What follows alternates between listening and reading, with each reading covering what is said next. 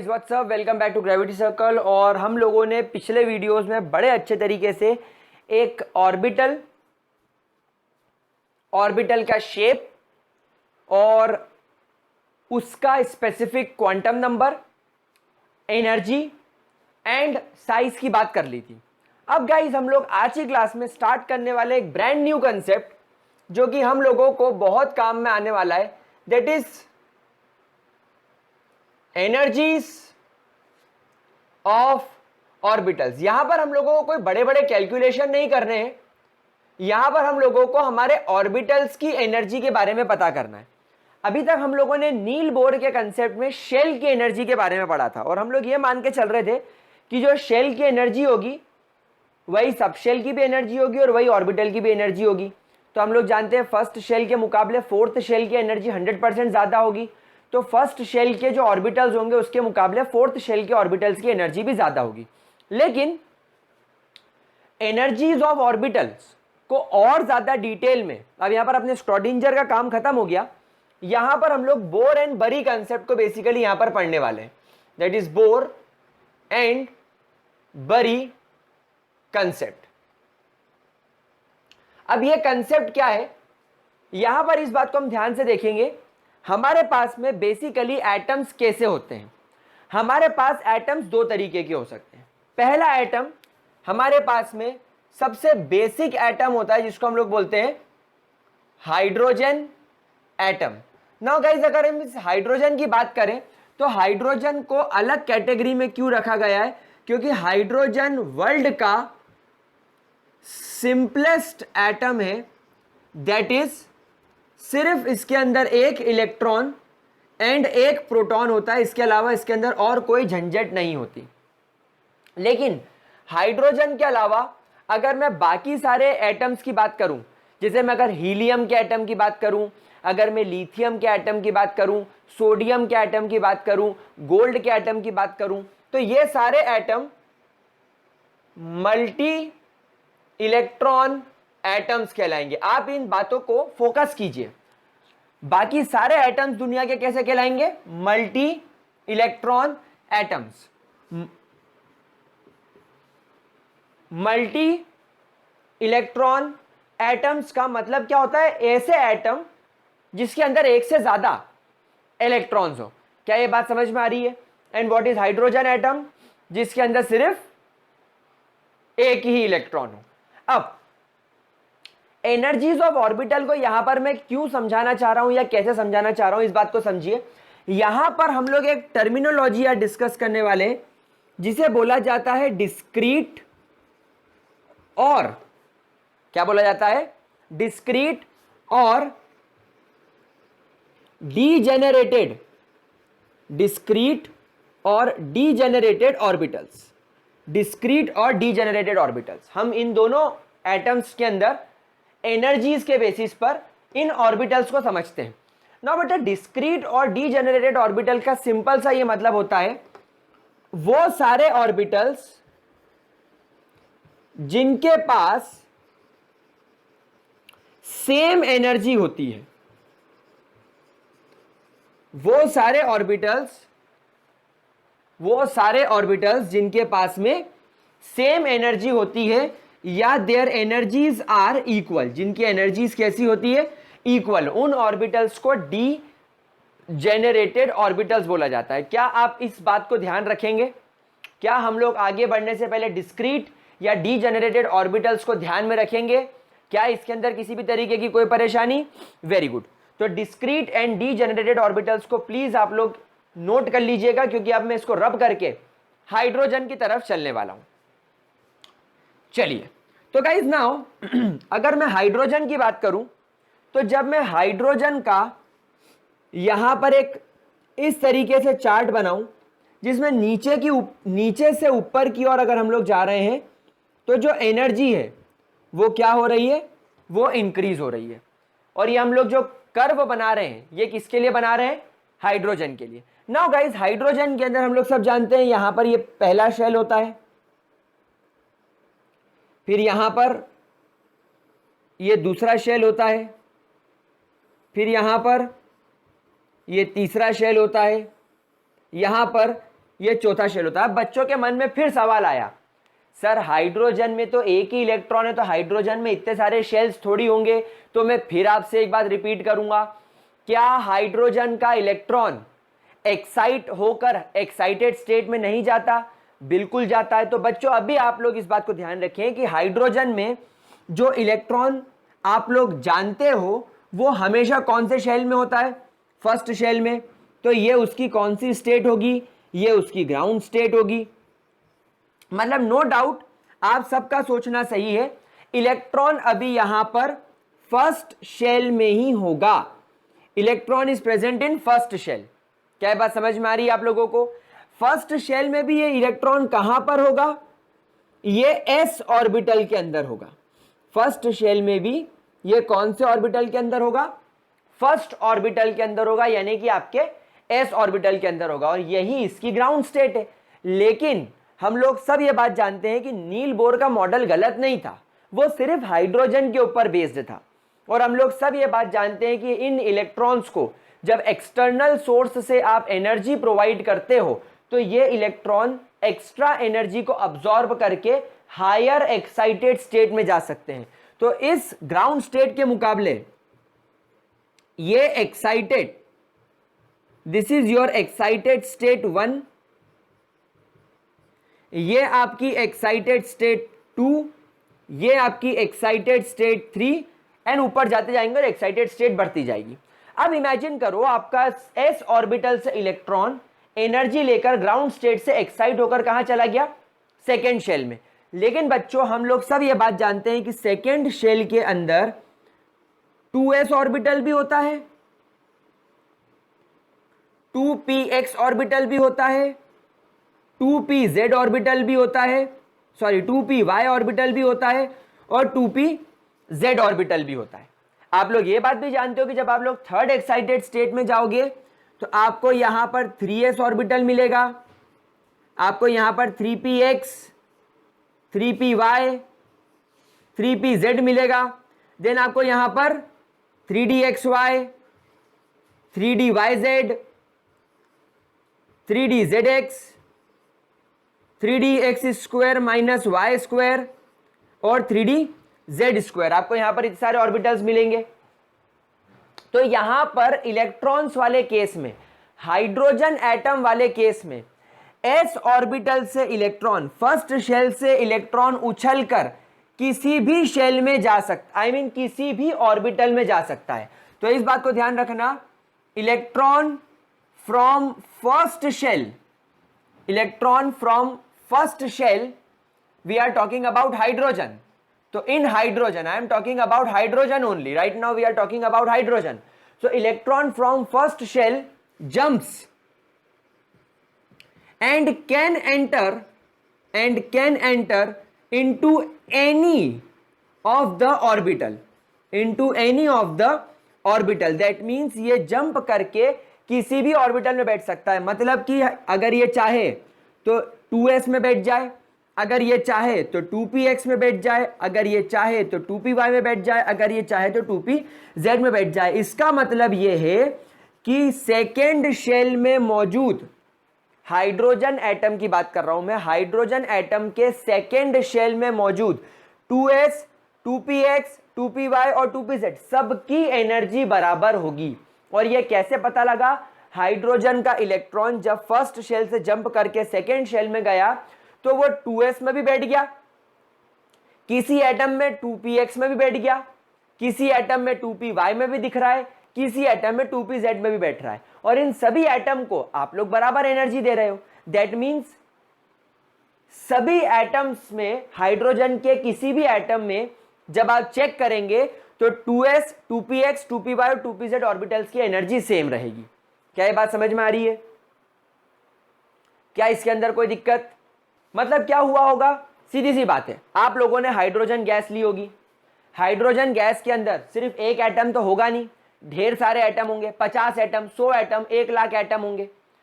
उस hydrogen gas को आप जो एनर्जी दे रहे हो वो एक ही टाइप की दे रहे हो। मतलब आपने जो हाइड्रोजन गैस को एनर्जी दी, फॉर एग्जाम्पल आपने हाइड्रोजन गैस को 440 वोल्ट की एनर्जी दे दी, 440 वोल्ट का करंट लगा दिया, तो हाइड्रोजन गैस के अंदर जितने भी एटम होंगे सबको 440 वोल्ट का करंट लग रहा होगा, सबको 440 वोल्ट का करंट लग रहा होगा। दैट मीन्स उस हाइड्रोजन गैस में जितने हाइड्रोजन के एटम हैं उन सभी हाइड्रोजन एटम को इक्वल एनर्जी मिल रही होगी, क्योंकि आप गैस को एनर्जी प्रोवाइड कर रहे हो। एटम तो इतना छोटा है कि इंडिविजुअली तो उसको दे नहीं सकते, तो जो गैस में जितने भी एटम्स होंगे सबको आप एनर्जी एक जैसी प्रोवाइड कर रहे हो। तो एक जैसी एनर्जी मिलने का मतलब है, एक जैसी एनर्जी मिलने का मतलब है इलेक्ट्रॉन फर्स्ट शेल से एक्साइट होकर सेकेंड शेल में ही जाएगा। अगर आप ज्यादा एनर्जी देते तो फर्स्ट से थर्ड में जाता, और ज्यादा देते तो फर्स्ट से फोर्थ में जाता, लेकिन अभी आप कितनी एनर्जी दे रहे हो कि बस वो फर्स्ट से सेकेंड में चला जाए।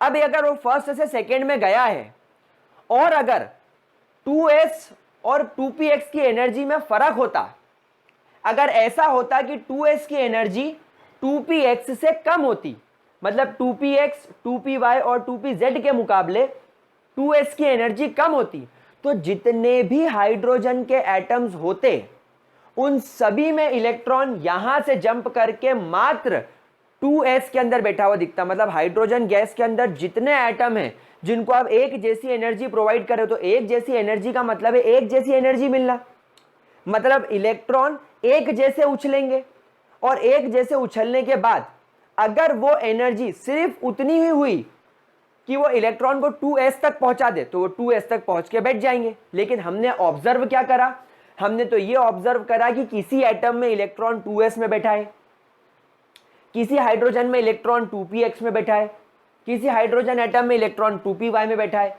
किसी हाइड्रोजन एटम में इलेक्ट्रॉन 2pz में बैठा है। तो इसका मतलब क्या है कि आप अलग अलग एनर्जी प्रोवाइड कर रहे हो, क्योंकि हमारा तो ये सोचना था कि 2s और 2px तो अलग अलग ऑर्बिटल है, तो हो सकता है इनकी एनर्जी भी अलग अलग हो, और अगर दोनों की एनर्जी में फर्क है तो आपका इलेक्ट्रॉन जंप करके अगर 2s में बैठ रहा है तो फिर सारे हाइड्रोजन एटम के इलेक्ट्रॉन 2s में बैठने चाहिए, क्योंकि 2s से ज्यादा एनर्जी 2px की है। तो आप इतनी एनर्जी तो दे नहीं रहे हो कि इलेक्ट्रॉन फर्स्ट शेल से उछलकर 2px में आ जाए, वो फर्स्ट यानी 1s से उछलकर 2s में आना चाहिए, लेकिन वो तो कहां चला गया, 2px में भी दिख रहा है, 2py में भी दिख रहा है, 2pz में भी दिख रहा है। इसका मतलब यह है कि 2s 2px 2py और 2pz इन सबकी एनर्जी बराबर है।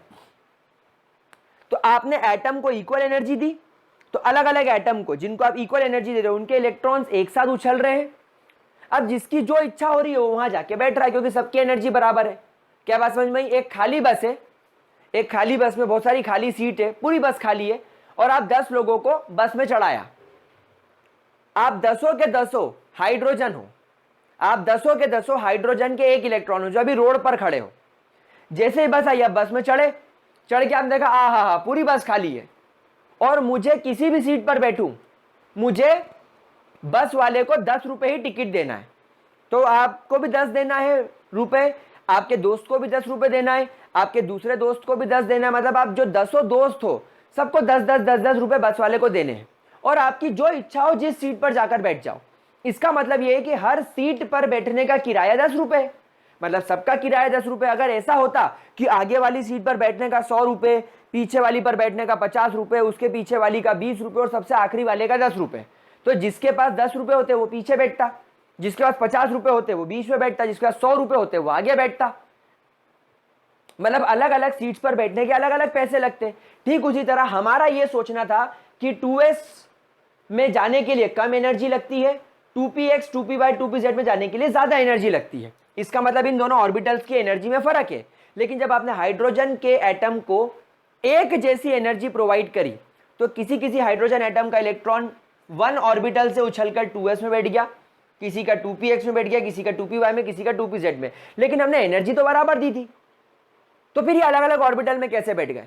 सीधा सा फंडा, इन सबकी एनर्जी बराबर होगी, और इसीलिए हाइड्रोजन एटम के अंदर इन सारे ऑर्बिटल्स को क्या बोलते हैं?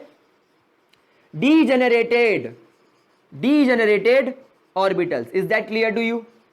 Is that very much clear to you? Then हमने और एनर्जी दी।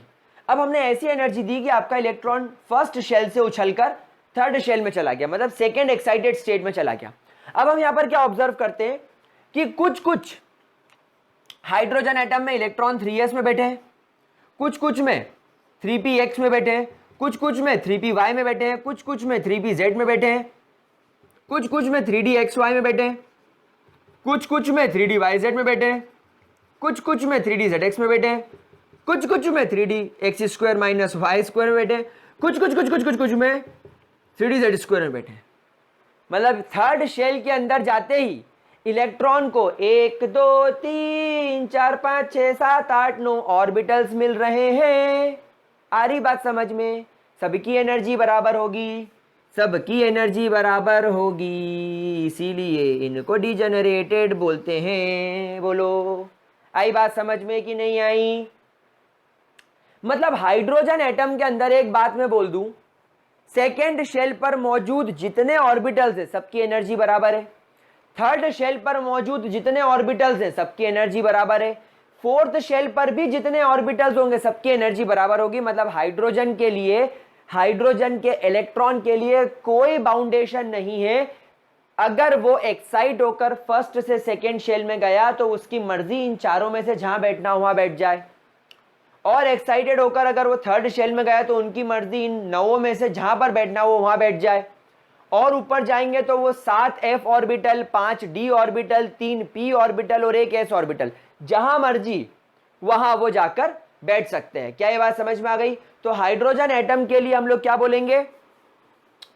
हाइड्रोजन एटम के लिए बोलेंगे that whenever electron jumps from ground state to any excited state due to equal energies of all the orbitals, electron can be accommodated in any one of them.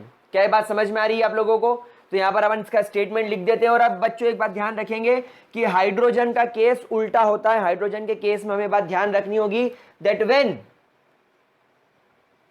Electron jumps to any excited state, to any excited state, it can be accommodated, it can be accommodated in any one of the orbital, in any one of the orbital, because all orbitals in a shell, यानी एक shell के अंदर मौजूद जितने भी orbitals है, जैसे यहां पर 9 है, 5 3 4 9, यहां पर 3 है, यहां पर 1 है, तो all orbitals in a shell are degenerated. Degenerated का मतलब क्या है? डीजेनरेटेड का मतलब क्या है? सबके पास कैसी एनर्जी है? इक्वल एनर्जी है। बोलो, समझ में आई क्या बात? ये किसकी बात हो गई? हाइड्रोजन एटम की। तो हाइड्रोजन एटम के केस में तो मामला बिल्कुल सीधा सीधा सा है। हाइड्रोजन का इलेक्ट्रॉन उछला ग्राउंड स्टेट से एक्साइटेड स्टेट में, जहां इच्छा होगी वहां बैठ जाएगा। अब बच्चों के मन में सवाल फिर आएगा, सर हाइड्रोजन में तो एक ही शेल होता है, तो फिर second shell, third shell, fourth shell कहां से आया? तो बच्चों मैं बार बार बोलता हूं, जहां इलेक्ट्रॉन होगा वो उस जगह को ही शेल बना देगा। समझ रहे हो? ये शेल रोड की तरह पहले से अवेलेबल नहीं है कि एक न्यूक्लियस के आसपास पहला रोड, फिर दूसरा रोड, फिर तीसरा रोड, फिर चौथा रोड। नहीं, ये इलेक्ट्रॉन जिस जगह घूम रहा है वहां पर आपको एक बादल, एक क्लाउड, एक रास्ते जैसी फीलिंग आएगी कि यार यहां पर एक रास्ता हो सकता है, क्योंकि आप बहुत सारे इलेक्ट्रॉन्स की फोटो लेते हो तो एक पूरा इलेक्ट्रॉन क्लाउड बन जाता है, तो आपको लगता है कि ये इलेक्ट्रॉन यहां पर हो सकता है। फिर जब इलेक्ट्रॉन एक्साइट होकर अगर न्यूक्लियस से दूर चला गया तो वो दूर घूमने लगेगा। तो जब आप दूर दूर घूमने वाले इलेक्ट्रॉन का फोटो लोगे तो अब आपको वो रास्ता दूर दिखेगा। अब आपको ये फर्स्ट वाला ऑर्बिटल गायब हो जाएगा। अब जब आप उसका फोटो लोगे तो फर्स्ट ऑर्बिटल नहीं दिखेगा। अब वो अगर थर्ड में घूम रहा है तो आपको सिर्फ थर्ड शेल दिखाई देगा, क्योंकि इलेक्ट्रॉन वहां पर ऐसा कर रहा है। समझ में आ रही बात? तो इलेक्ट्रॉन जहां है वहां शेल है, जहां शेल है वहां इलेक्ट्रॉन नहीं है। समझ रहे हो? इलेक्ट्रॉन जहां घूम रहा है उस रास्ते को शेल बोलते हैं। तो अगर इलेक्ट्रॉन फर्स्ट से उछल के फोर्थ शेल में चला गया तो वो न्यूक्लियस से दूर चला गया, मतलब, और कितनी दूर चला गया आप उसका रेडियस निकालते ही हो, तो वो फोर्थ शेल में चला गया, इतनी दूर। अब यहां घूम रहा है तो न्यूक्लियस से इतनी दूर आपको एक इलेक्ट्रॉन क्लाउड दिखेगा, तो आप बोलोगे इलेक्ट्रॉन फोर्थ शेल में चला गया। फर्स्ट, सेकेंड, थर्ड गायब। समझ गए? Very good. चलिए तो आगे बढ़ते हैं और अब बात करते हैं मल्टी इलेक्ट्रॉन एटम्स की। हाइड्रोजन एटम की पिक्चर खत्म हो गई। हाइड्रोजन एटम के अंदर एक बात सीखी कि कोई भी ऑर्बिटल में कोई फर्क नहीं है, सबकी एनर्जी बराबर है। भले ही किसी का नाम px हो, किसी का नाम py हो, किसी का नाम pz हो, किसी का नाम dxy हो, किसी का नाम dyz हो, किसी का नाम dzx हो, किसी का नाम dx square minus y square हो, किसी का नाम dz स्क्वायर हो, किसी का नाम s ऑर्बिटल हो, सबकी एनर्जी बराबर होगी, कोई फर्क नहीं पड़ता। लेकिन मल्टी इलेक्ट्रॉन एटम्स में ऐसा नहीं होता। मल्टी इलेक्ट्रॉन एटम्स में we have to follow Bohr and Bury rule. For multi electron atoms we have to follow Bohr and Bury rule और बोर एंड बरी प्रिंसिपल। तो हम लोग यहां पर सीखेंगे what is Bohr and Bury rule. We have to learn what is Bohr and Bury rule. तो are we ready for this? क्या आप लोगों को हाइड्रोजन एटम का कंसेप्ट समझ में आया? बहुत सारे बच्चों को फिर एक डाउट आएगा, सर हाइड्रोजन एटम में ऐसा क्यों होता है? क्योंकि उसके अंदर एक ही इलेक्ट्रॉन होता है, तो एक ही इलेक्ट्रॉन वाले के लिए वो वाला कंसेप्ट लगेगा। लेकिन एक से ज्यादा इलेक्ट्रॉन अगर किसी के अंदर है तो वो मल्टी इलेक्ट्रॉन के अंदर आ जाएगा और फिर उसके अंदर पिक्चर बदल जाएगी, उसके अंदर पिक्चर बदल जाएगी और फिर आपको बोर एंड बरी प्रिंसिपल लगाना पड़ेगा। ठीक है, ठीक है। क्यों? क्योंकि मल्टीपल इलेक्ट्रॉन एटम्स के अंदर हो सकता है कि फर्स्ट शेल के अलावा थर्ड शेल भी भरा हुआ हो, फोर्थ शेल भी भरा हुआ हो, तो यहां पर तो पिक्चर ही अलग हो गई। हाइड्रोजन के अंदर तो सब खाली था, लेकिन इसके अंदर भरा हुआ है, तो यहां पर आपको बोर एंड बरी रूल लगाना पड़ेगा ना। What is Bohr and Bury rule? Bore and Bury rule is nothing but n+l rule. क्या बोलते हैं इसको? n+l rule. Now this is really very important. प्यारे बच्चों, इस बात को बहुत अच्छे तरीके से ध्यान रखेंगे, जितने मेरे लाडले बच्चे हो इस बात को पक्का ध्यान रखेंगे। That is n+l rule. n is your principal quantum number जो आपको नंबर ऑफ शेल की जानकारी देता है, and l is your azimuthal quantum number जो आप लोगों को सब शेल की जानकारी देता है। तो shell plus sub shell, shell plus sub shell rule is called as Bohr and Bury rule. क्या ये बात समझ में आ रही है आप लोगों को? नाउ इस रूल का मतलब क्या है? देखो, अगर मेरे पास में 1s ऑर्बिटल है तो 1s ऑर्बिटल के लिए अपन बोर एंड बरी रूल लगाते हैं। 1s ऑर्बिटल के लिए प्रिंसिपल क्वांटम नंबर 1 होगा, लेकिन s ऑर्बिटल के लिए we all know azimuthal quantum number हमेशा 0 होता है। अगर याद नहीं हो तो याद रखना, s ऑर्बिटल के लिए अजीमुथल क्वांटम नंबर 0, p वालों के लिए 1, d वालों के लिए 2 और f वालों के लिए 3। प्लीज रिमेंबर दिस पॉइंट, इस बात को हमेशा के लिए ध्यान रख लो। s p d f orbital दुनिया में किसी भी शेल में हो, 1000वें शेल में पहुंच जाए, 5वें शेल में हो, 6ठे शेल में हो, दूसरे, तीसरे, चौथे शेल में हो, अजीमुथल की वैल्यू नहीं बदलेगी। समझ में आ रही बात आप लोगों को? कोई दिक्कत? तो चलिए, यहां पर इसका सम कितना हो गया? 1। समझ में आ रही बात आपको? गुड। अब अपन चलते हैं 2s ऑर्बिटल की तरफ। 2s ऑर्बिटल के लिए अजीमुथल कितना होता है? 2। प्रिंसिपल प्रिंसिपल कितना होता है? 2। अजीमुथल कितना होता है? 0। तो ये हो गया 2। अब अगर मैं बात करूं यहां पर 2px की, तो बेटा 2px में अजीमुथल क्वांटम नंबर p होने की वजह से 1 हो जाता है, लेकिन प्रिंसिपल क्वांटम नंबर 2 ही रहेगा क्योंकि ये सेकेंड शेल की बात हो रही। तो बेटा इसका सम कितना हो गया? 3। तो यहां पर अपने को एक चीज नजर आ रही है कि 1s ऑर्बिटल का बोर एंड बरी रूल का सम छोटा होने की वजह से 1s ऑर्बिटल की एनर्जी कम होगी किसके मुकाबले? 2s ऑर्बिटल के मुकाबले। वहीं आप देख रहे हो 2s ऑर्बिटल की एनर्जी किससे कम होगी? 2px के मुकाबले। क्यों? क्योंकि 2s और 2px में 2px का बोर एंड बरी रूल का सम ज्यादा आ रहा है। अच्छा, अब अपने को 2px के बाद 2py निकालना पड़ेगा। एक बात बताओ, प्रिंसिपल क्वांटम नंबर तो 1 होगा, अजीमुथल के बारे में क्या सोचना है भाई?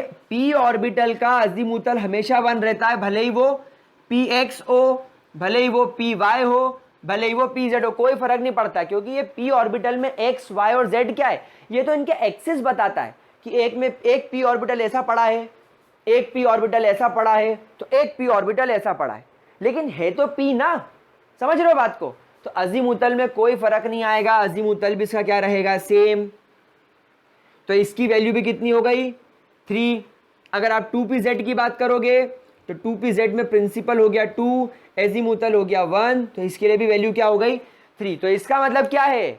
px हो, py हो या pz हो, all have same energies, all have same energies, therefore px, py and pz are called as degenerated. These are called as degenerated orbitals. क्या नाम पड़ जाएगा इसका भी? degenerated orbitals. तो degenerated orbitals होने की वजह से अब यहां पर ऐसा लिखा जाएगा 2px is equal to 2py is equal to 2pz, क्योंकि इन तीनों की एनर्जी बराबर है, लेकिन इन तीनों की एनर्जी 2s से ज्यादा है. क्या ये बात समझ में आ रही है मेरे प्यारे बच्चों को? क्या इसके अंदर कोई दिक्कत? पक्की बात? क्या हम आगे चल सकते हैं यहां से? क्या हम आगे बढ़े? पक्की बात? चलिए अब यहां पर अपन निकालते हैं 3s के लिए. जरा 3s ऑर्बिटल के लिए निकालो. 3s ऑर्बिटल के लिए principal quantum number 3, azimuthal quantum number 0, क्योंकि s ऑर्बिटल है. 3 हो गई वैल्यू. अब यहां पर आप लोग एक बात ऑब्जर्व करेंगे कि सर अगर 2px, 2py और 2pz का n प्लस l का सम 3 आ रहा है और 3s ऑर्बिटल का भी 3 आ रहा है, तो क्या इसकी वैल्यू 3s के बराबर होगी? नहीं, यहां पर ऐसा नहीं होगा. यहां पर ऐसा क्यों नहीं होगा? तो इसके लिए आप एक रूल याद रखेंगे, that when n plus l of any two orbitals are same, यानी अगर किन्हीं दो ऑर्बिटल का n प्लस l का सम बराबर आता है, of any two orbital is same, then we will prefer, फिर हमें क्या करना पड़ेगा? Then we will prefer principal quantum number. फिर हमें क्या प्रेफर करना होगा? Principal quantum number. तो प्रिंसिपल क्वांटम नंबर के हिसाब से यहां पर 3s ऑर्बिटल का प्रिंसिपल क्वांटम नंबर 3 है, और यहां पर 2px, 2py और 2pz तीनों का प्रिंसिपल क्वांटम नंबर 2 है. तो यहां पर क्या होगा? देयरफॉर 3s ऑर्बिटल का प्रिंसिपल क्वांटम नंबर बड़ा होने की वजह से इसकी एनर्जी 2px, 2py और 2pz से ज्यादा होगी. अच्छा एक बात और देखो, 2px, 2py और 2pz का n प्लस l का सम भी बराबर है और प्रिंसिपल क्वांटम नंबर भी बराबर है, इसलिए ये डीजनरेटेड कहलाएंगे. लेकिन 3s की एनर्जी 2px, 2py, 2pz से ज्यादा क्यों है? क्योंकि हम लोगों ने देखा कि जब दोनों का n प्लस l बराबर आया तो फिर हम लोगों ने किसको प्रेफरेंस दिया? प्रिंसिपल क्वांटम नंबर को. और अगर प्रिंसिपल क्वांटम नंबर भी सेम है तो फिर डीजनरेटेड है, जो हमने यहां वाले केस में देखा. क्योंकि यहां वाले केस में क्या हुआ? n प्लस l तो सेम आया, इनफैक्ट n भी सेम आया, यानी प्रिंसिपल क्वांटम नंबर भी सेम है और n प्लस l भी सेम है. तो सब कुछ सेम होने की वजह से हम लोगों ने इसको डीजनरेटेड बोला. क्या ये बात समझ में आ रही है बेटा आप लोगों के? कोई दिक्कत इसके अंदर किसी भी तरीके की? पक्की बात? आगे चले, इधर का रब कर दें. श्योर? देख लो वरना स्क्रीनशॉट ले लो. ये लो मैं हट गया. If you want you can take the screenshot. चलिए वेरी गुड. अब आगे बढ़ते हैं. अब हम लोग यहां पर 3s तक हम लोग पहुंच गए हैं. Now we will observe 3px, 3py and 3pz. लगाओ तीनों के लिए n plus l. 3px 3 plus 1, 3 plus 1, 3 plus 1, क्योंकि तीनों थर्ड शेल में, इसलिए प्रिंसिपल क्वांटम नंबर 3. और p ऑर्बिटल के लिए अजीमुथल क्वांटम नंबर हमेशा 1 होता है. तो सम क्या आया? 4 4 4. यहां पर आप देख सकते हो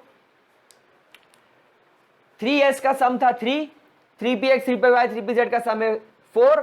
सो देयरफॉर 3s से ज्यादा एनर्जी किसकी है? 3px की.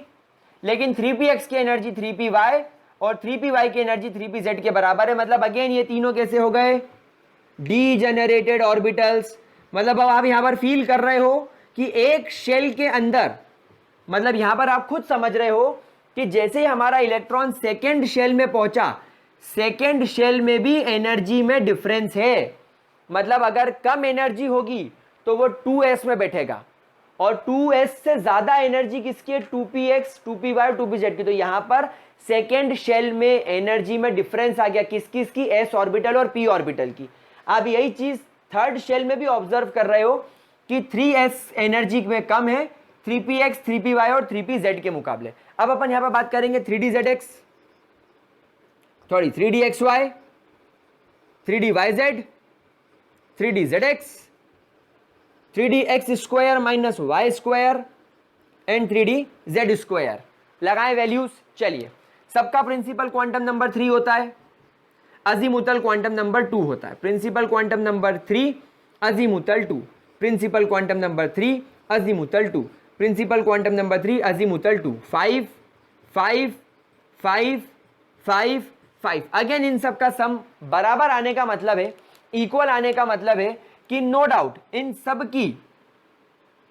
सब की जो एनर्जीज होगी वो सेम होने का मतलब है। ये भी कैसे है, degenerated orbitals, all these are called as degenerated orbitals. क्या ये बात समझ में आ रही है?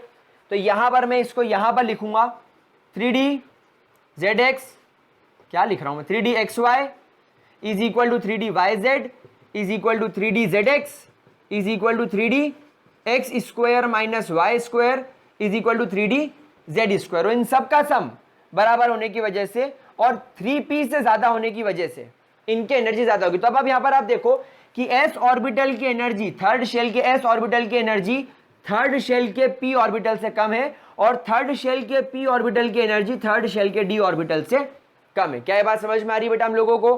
क्या इसके अंदर कोई दिक्कत? थोड़ा और आगे चलते हैं और अब यहां पर हम बात करते हैं वेरी इंपॉर्टेंट पॉइंट की। This is very really very important, 4s orbital. अब हम लोग यहां पर कौन से शेल पर चले गए? फोर्थ शेल पर। हम लोग जानते हैं थर्ड शेल में s, p और d ही मिलता है, f ऑर्बिटल हमें नहीं मिलता। ये हम लोगों ने कहा सीखा था क्वांटम नंबर में, अगर नहीं तो 1 घंटे 12 मिनट वाला वीडियो देख लो, समझ में आ जाएगा। नाउ 3d के बाद 4s पर हमें आना पड़ता है। नाउ 4s के लिए principal quantum number is 4 but azimuthal is 0, तो वैल्यू क्या आ गई? 4। Now the very important question arises, आपने भले ही फोर्थ शेल पर चले गए, इतना बेसिक बात सबको मालूम होगी कि न्यूक्लियस से करीब फर्स्ट शेल, फिर सेकेंड, फिर थर्ड और फिर फोर्थ। तो हम लोग सब जानते हैं थर्ड शेल के बाद फोर्थ शेल आता है। तो no doubt fourth shell third shell से बड़ा है, फोर्थ शेल थर्ड शेल से दूर है, लेकिन बोर एंड बरी रूल के हिसाब से इसकी energy, we are talking about energy not size, हम किसकी बात कर रहे हैं? हम एनर्जी की बात करें। तो बेटा इसकी एनर्जी 4 है और डी ऑर्बिटल्स की एनर्जी 5 है। अब क्या करें? अब अगर इस एनर्जी चार्ट में आप 4s को कहां प्लेस करोगे? आप 4s को यहां प्लेस करोगे? नहीं, दैट मीन्स यहां पर कुछ हमें सोचना होगा। क्या? देखो, अच्छा एक बात और देखो, 3px 3py 3pz के n+l की वैल्यू भी 4 है, इसके भी 4 है, लेकिन यहां पर हम लोगों को याद रखना है अगर किसी का n+l का वैल्यू सेम आ रहा हो तो पहले प्रिंसिपल क्वांटम नंबर चेक करो। इसका प्रिंसिपल क्वांटम नंबर 4, तो इसका प्रिंसिपल क्वांटम नंबर 4 और इसका principal quantum number we can see 3 3 3। तो क्लियरली विजिबल है, भले इन दोनों का n+l का वैल्यू यानी बोर एंड बरी रूल का वैल्यू सेम हो, लेकिन इसका प्रिंसिपल क्वांटम नंबर 4 है, इसका प्रिंसिपल क्वांटम नंबर 3 है, तो प्रिंसिपल क्वांटम नंबर 4s का ज्यादा है। दैट मीन्स 4s ऑर्बिटल की एनर्जी, दैट मीन्स सीधा सा फंडा है कि आपका जो 4s ऑर्बिटल है इसकी एनर्जी 3px 3py 3pz से ज्यादा होगी, लेकिन इसका बोर एंड बरी रूल की वैल्यू 4 है और dxy यानी d ऑर्बिटल्स की एनर्जी की वैल्यू ज्यादा है।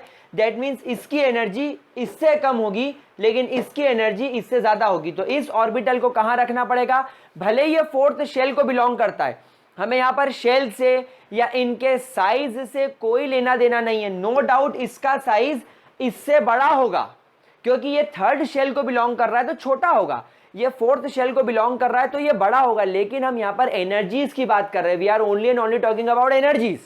तो बच्चों यहां पर इसकी एनर्जी इससे कम, इसकी एनर्जी इससे ज्यादा, तो इसका प्लेसमेंट इन दोनों के बीच में होना चाहिए। तो यहां पर आप देखो 3px 3py 3pz से ज्यादा एनर्जी 4s ऑर्बिटल की होनी चाहिए एंड 4s से ज्यादा एनर्जी d ऑर्बिटल की होनी चाहिए। Is that clear to you? क्या ये बात समझ में आई? आगे चलते हैं, लास्ट पॉइंट को फटाफट डिस्कस करते हैं। आई होप आप लोगों ने इतना लिख लिया होगा। अब हम लोग यहां पर बात करेंगे 4px 4py एंड 4pz की, क्योंकि s ऑर्बिटल के बाद डेफिनेटली px py pz आना है। Azimuthal quantum number p orbital के लिए हमेशा 1 होता है, क्योंकि ये सब लोग 4th शेल पर है, तो इन सब का प्रिंसिपल क्वांटम नंबर होगा 1। तो 5 5 एंड 5, तो क्लियरली विजिबल है। Principal quantum number same, n plus l की वैल्यू सेम, तो ये भी अपने लेवल पर डी जेनरेटेड ऑर्बिटल्स ही कहलाएंगे। लेकिन प्रॉब्लम क्या क्रिएट हो गई, प्रॉब्लम वापस क्रिएट हो गई कि अब इस 4p का और इस 3d का n प्लस एल का वैल्यू सेम हो गया। क्या चेक करेंगे, एजीमुथल नहीं, प्रिंसिपल। इन सब का प्रिंसिपल कितना है 3 और इन सब का प्रिंसिपल कितना है 4, तो ऑब्वियस सी बात है एनर्जीज में ज्यादा कौन होगा 4 ऑर्बिटल। तो यहां पर इन सबसे ज्यादा एनर्जी किसकी होगी 4px 4py एंड 4pz। समझ में आ रही प्यारे बच्चों।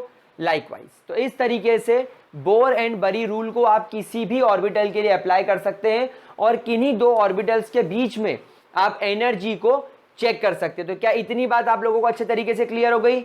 नाउ गाइज, अगर ये समझ में आ गया है तो स्क्रीनशॉट इसका जरूर ले लीजिए 1 मिनट पहले। स्पेसिफिकली इस चीज का स्क्रीनशॉट आपको बहुत अच्छे से लेना पड़ेगा। उसमें भी आपको पता होना चाहिए कि किसी भी शेल में px py pz energy same होगी, px py pz energy same होगी, px py pz energy same होगी। हर d ऑर्बिटल की एनर्जी सेम होगी, उसी प्रकार हर f ऑर्बिटल की एनर्जी भी सेम होगी। इस बात को ध्यान रखना, क्योंकि आगे वाले वीडियोस में जो मैं आप लोगों के साथ अफबाउ प्रिंसिपल, हुंस रूल और पाउली एक्सक्लूजन प्रिंसिपल पढ़ाऊंगा, वहां पर इन चीजों को मैं ध्यान रखवाऊंगा। ठीक है, चलिए। तो गाइस, अब आप लोग चाहें तो एक क्वेश्चन आप लोगों को मैं देता हूं, आप लोग सॉल्व करने की कोशिश कीजिएगा और मुझे बताइएगा कि इन दोनों में से किस ऑर्बिटल की एनर्जी ज्यादा है। चलो क्वेश्चन करके देख लेते, ताकि कंसेप्ट आपको क्लियर हो जाए, आपको समझ में आ जाए कि क्या आप लोगों ने जो अभी तक पढ़ा है वो आपको समझ में आया है कि नहीं। आपको मुझे बताना है 5f orbital and 6s orbital में ज्यादा एनर्जी किसकी है। 5f ऑर्बिटल में एंड 6s ऑर्बिटल में ज्यादा एनर्जी किसकी है। तो आप इन दोनों की एनर्जी पता लगाने के लिए सबसे पहले बोर एंड बरी रूल लगाएंगे, n plus l rule. 5f orbital के लिए प्रिंसिपल क्वांटम नंबर 5, n की वैल्यू 5, एंड f ऑर्बिटल के लिए we all know azimuthal quantum number is 3, s orbital के लिए 0, p ऑर्बिटल के लिए 1, d ऑर्बिटल के लिए 2 और f ऑर्बिटल के लिए 3। मैं यहां पर फिर लिख देता हूं, s ऑर्बिटल के लिए अजीमुथल हमेशा रहेगा 0, p के लिए 1, d के लिए 2 एंड f के लिए 3। सिमिलरली s ऑर्बिटल के लिए अजीमुथल क्वांटम नंबर 1 नहीं 0, principal quantum number 6, azimuthal quantum number 0। इसका सम कितना हो रहा है 8, इसका सम कितना हो रहा है 6। किसकी वैल्यू ज्यादा आई 5f ऑर्बिटल की। तो therefore it is very much clear कि कुछ भी हो 5f ऑर्बिटल की एनर्जी 6s ऑर्बिटल से 100% ज्यादा होगी। आप चाहें तो आप एक क्वेश्चन और बढ़ा लें, अब आप 6s के साथ 6d को भी कंपेयर करें। तो यहां आप देखेंगे 6d के लिए प्रिंसिपल क्वांटम नंबर 6 और d के लिए अजीमुथल क्वांटम नंबर 2, यानी इसकी वैल्यू भी आ रही है 8। तो अब यहां पर यह बात समझनी है कि इसका n प्लस एल और इसका n प्लस एल सेम है, लेकिन इसका प्रिंसिपल क्वांटम नंबर ज्यादा बड़ा है। तो इसका मतलब यह है कि 6d की एनर्जी 5f से ज्यादा होगी और 5f की एनर्जी 6s से ज्यादा होगी। तो ये इसका एनर्जी रिलेशन हो जाएगा। ठीक है, तो इट इज वेरी इजी। तो गाइस, यहां पर हमारा ये टॉपिक खत्म होता है।